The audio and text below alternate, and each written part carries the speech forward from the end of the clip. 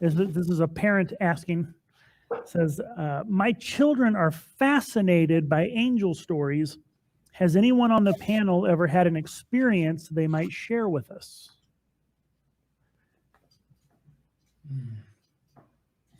Anyone ever had any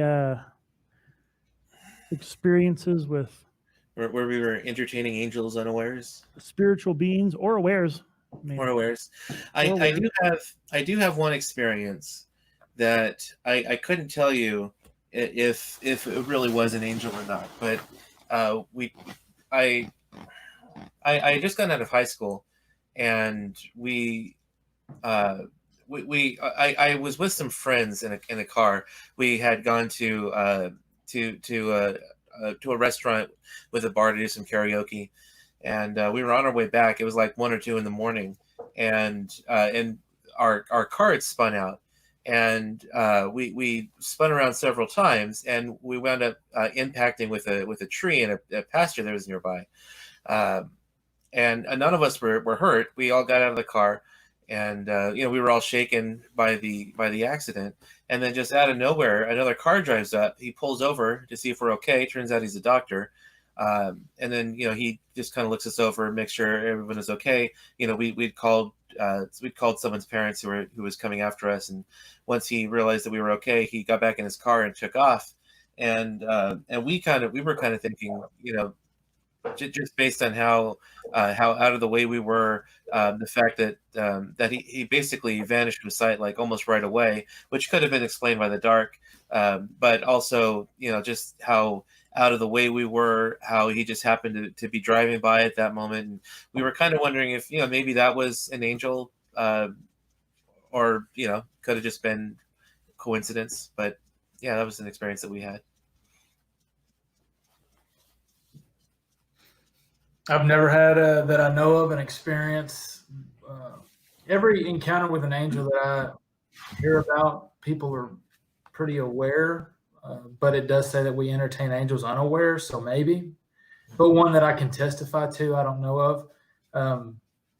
If we're just talking unaware, I believe that we all have guardian angels, so we've all have, in some way, some spiritual way or some aspect, we've encountered angels, but none that I've had like a do not be afraid, this thing was awe-inspiring. My wife has. That's how I know I haven't. Because of her description of the encounter, it was definitely nothing I've ever experienced. And my daughter has seen something that me and Lindsay could only be like, oh, that's an angel, but I personally have not, that I know of. So that's just where I'll have to leave that, or else I'll be getting into conjecture, and I don't want to do that. So.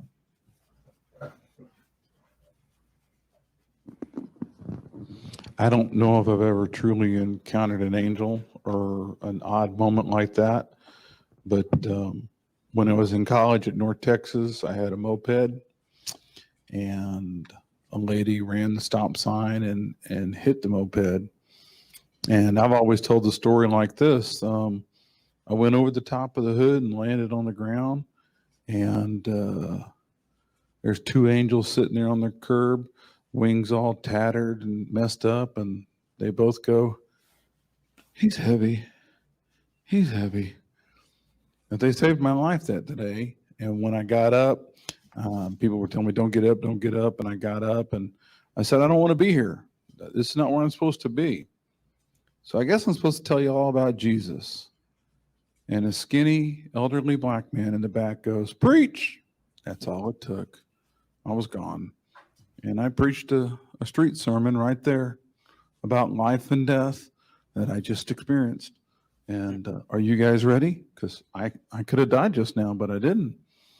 And so maybe I'm supposed to tell you about God. And that's the closest experience I've ever had to maybe meeting an angel that I can testify about, I guess.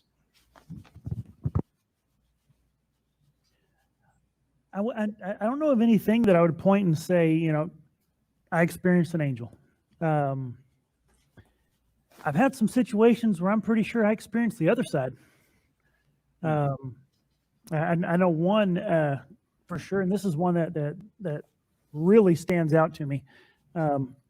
because we have angels, and the word angel just means messenger, and so it's a messenger spirit from God, and then those are the ones that work for God. Bad guy's got his angels too.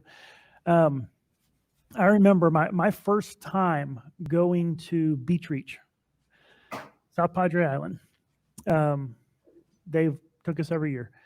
My first time going, spring break, we're heading down and we're loaded up. And if none of y'all don't know what Beach Reach is, it's a bunch of college kids, missionaries go down to South Padre Island, spring break, where everybody's just getting drunk and partying. And the missionaries come with vans and pancakes, and we just spend a week giving people rides, ministering to them, loving on them, sharing the gospel. And no idea what to expect. I mean, I've been told kind of what to expect, but nothing can really prepare you for it. We're going along, and we've driven from Waco down to South Padre Island, and we're driving along and just having a good old time. And we're there. You go through Port Isabella, and you're crossing the bridge, and we're so excited because here he comes. And we're laughing and joking and having a good time, and and all of a sudden, like hitting a wall. Just a hush fell over the van. Everybody felt it. There was something that we had just kind of crossed a boundary line.